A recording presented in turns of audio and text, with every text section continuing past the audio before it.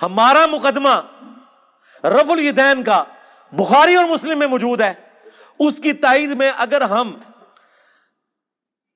جز رفع الیدین سے یہ روایت لے کر آئیں جو روایت ہمارے نزدیک صحیح ہے، اگر کسی کی جرأت تو اس کا ذاتی اپنا کہ عبداللہ بن عمر ان کو کنکریاں مارتے تھے جو رفع الیدین سستی کی وجہ سے چھوڑتا تھا. کوئی کہتا ہے جی ٹھیک ہے، کئی محدثین نے اس روایت کو صحیح کہا لیکن میرے نزدیک صحیح نہیں ہے، میں اس لیے تائید میں پیش کروں گا. میرے نزدیک ایک تو وہ صحیح بھی ہے، دوسرا میرا اصلی مقدمہ تو بخاری مسلم میں ہے رفع الیدین کے ساتھ. صلو کما رأیتمونی اصلی، کہتے ہیں جی بتاؤ رفع الیدین کا حکم کہاں ہے؟ بخاری مسلم دونوں میں رفع الیدین کا حکم موجود ہے، بخاری مسلم دونوں میں حدیث ہے. مالک بن حویرث کہتے ہیں ہم چند نوجوان تھے، تبوک کے موقع پر مسلمان ہوئے حضور کی وفات سے چند مہینے پہلے، اور ہم اپنے گاؤں ایریا سے آ کے مسجد نبوی میں رکے، آپ کی صحبت کی، 20 دن رہے حضور کے ساتھ دین سیکھنے کے لیے. کہتے ہیں پھر ہمیں گھر کی یاد ستانا شروع ہو گئی. ایک اچھا ٹیچر وہی ہوتا ہے جو فیس ریڈنگ کر لے. آپ تو کہتے ہیں نا حضور آپ کے زمانے میں ہوتا تو آپ کے ساتھ ہی رہتا، جو اس زمانے میں تھے انہوں نے اپنے کام بھی تو کرنے تھے نا، یہ دنیا میں نظام چل نہیں سکتا. تو وہ مالک بن حویرث کہتے ہیں حضور نے جب ہماری حالت دیکھی نا کہ اب یہ بچے انٹرسٹ لوز کر رہے ہیں، ان کو گھر کی یاد ستا رہی ہے، تو حضور نے خود ہی بلا کے کہا کہ ٹھیک ہے بس جاؤ. یعنی وہ شرم و شرمی خود تو نہیں کہہ رہے حضور اجازت دیں، حضور نے کہا اچھا اب تم جاؤ. دیکھنا واپس جب گئے تو نماز کا جب وقت ہو، 5 نمازوں کی یہ ٹائمنگ ہے جو تم نے میرے ساتھ نمازیں پڑھی، تم میں سے کوئی ایک شخص اذان دے جسے قرآن زیادہ آتا ہے اور عمر میں بھی بڑا ہے، وہ تمہاری امامت کروائے. اور ساتھ ہی آپ نے فرمایا صلو کما رأیتمونی اصلی، اور نماز تم نے ویسے پڑھنی ہے جس طرح مجھے نماز پڑھتے ہوئے دیکھا ہے. حکم آ گیا نا، نماز ویسے پڑھو جس طرح مجھے دیکھا.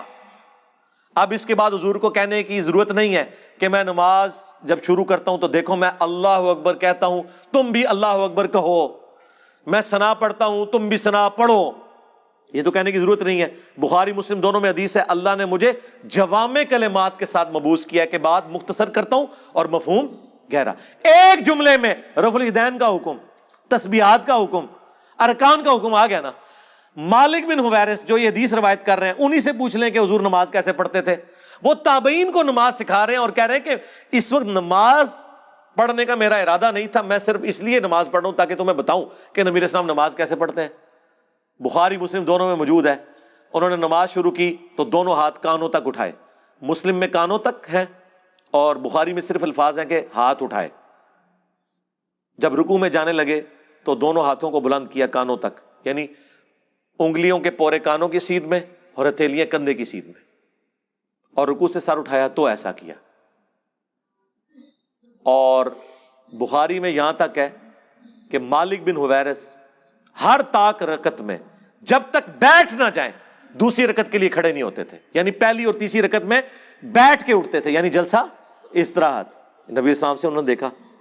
جو لوگ کہتے ہیں حضور بوڑھے ہو گئے تھے اس لیے جلسہ استراحت کرتے تھے، احناف یہ مانتے ہیں کہ رسول اللہ صلی اللہ علیہ وسلم نے جلسہ استراحت کیا ہے، لیکن یہ جلسہ استراحت نام بتا رہا ہے کہ یہ راحت کے لیے ہے. راحت کی ضرورت وہاں ہوتی ہے جہاں تھکاوٹ ہوتی ہے. احناف کہتے ہیں کہ رسول اللہ صلی اللہ علیہ وسلم کی عمر جب زیادہ ہوئی اور آپ کی رکعتیں بہت لمبی لمبی ہوتی تھیں تو تھکاوٹ کی وجہ سے آپ دوسرا سجدہ کرنے کے بعد ڈائریکٹ قیام نہیں کرتے تھے بلکہ تھوڑی دیر بیٹھتے تھے. نبی صلی اللہ علیہ وسلم کا صحیح حدیث سے ثابت ہے آخر عمر میں وزن پہلے کی نسبت زیادہ ہو گیا تھا، جو سب کا ہوتا ہے عمر کے ساتھ وزن بڑھتا ہے. تو حضور نے مالک بن حویرث کو کیوں نہیں کہا کہ میں بوڑھا ہو گیا ہوں، تم نے ڈائریکٹ کھڑے ہونا ہے پنجوں کے بل؟ اور وہ پھر ضعیف روایت ترمذی سے لے کے آتے ہیں، امام ترمذی نے خود لکھا یہ روایت صحیح نہیں ہے. دیکھو اندازہ کرو، ہماری روایت بخاری مسلم میں، اور اس سے بڑھ کر بخاری میں 6251 نمبر حدیث ہے. ایک صحابی نے جب تیزی سے نماز پڑھی تھی حضور نے کہا السلام علیکم کا جواب دیا، وعلیکم السلام کا، دوبارہ نماز پڑھ تو انہوں نے نماز پڑھی 3 دفعہ ایسے ہوا. چوتھی بار اس نے کہا حضور سکھا دیں. آپ نے فرمایا تھا سکون سے وضو کرو، قبلہ رخ کھڑے ہو، قرآن پڑھو، رکوع میں جاؤ. پھر آپ جب سجدے میں پہنچے آپ نے فرمایا سجدہ کرو، پھر 2 سجدوں کے درمیان بیٹھو، پھر دوسرا سجدہ کرو، پھر بیٹھو، اور پھر اگلی رکعت کے لیے کھڑے ہو. یہاں تو حضور نے حکم دیا جلسہ استراحت کا، حنفیوں نے چھوڑ دیا. تو ہم تو اصلی روایتیں بخاری مسلم میں جس پہ ساروں کا اتفاق ہے، جسے کوئی ضعیف نہیں کہتا، اس کی تائید میں وہ روایتیں لے کے آتے ہیں جن میں اختلاف ہے.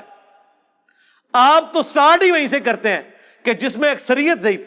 24 محدثین نے ابن مسعود کی حدیث کو ضعیف کہا ہے، 24 ڈبل 12، سوری وہ یہ نہ ہو آپ کہیں وابی کے بھی 24 بنتے ہیں اور گد کے بھی 24 بنتے ہیں، حروف ابجد، ڈبل 12، جن میں احمد بن حنبل جیسے بڑے امام، عبداللہ بن مبارک جو احمد بن حنبل سے بھی بڑے امام ہیں، امام حنیفہ کے اپنے شاگرد، ان کا قول 256 نمبر حدیث کے کانٹیکسٹ میں امام ترمذی نے نقل کیا کہ عبداللہ بن مبارک کیٹاگوریکلی کہتے تھے کہ رفع الیدین کرنے والے کی حدیث ثابت ہے اور نہ کرنے والے کی حدیث ثابت نہیں ہے۔ وہ کراچی کا مفتی کہتا ہے نہیں، انہوں نے سند پہ بحث کی ہے، سرکار سند پہ نہیں، انہوں نے آپ کے پورے رفع الیدین کو فارغ کیا ہے۔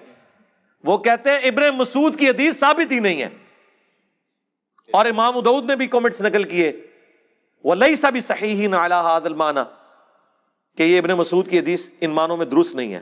اور یہی روایت مشکات والوں نے جب نقل کی، انہوں نے بھی ابو داؤد کے کمنٹس نقل کیے ساتھ۔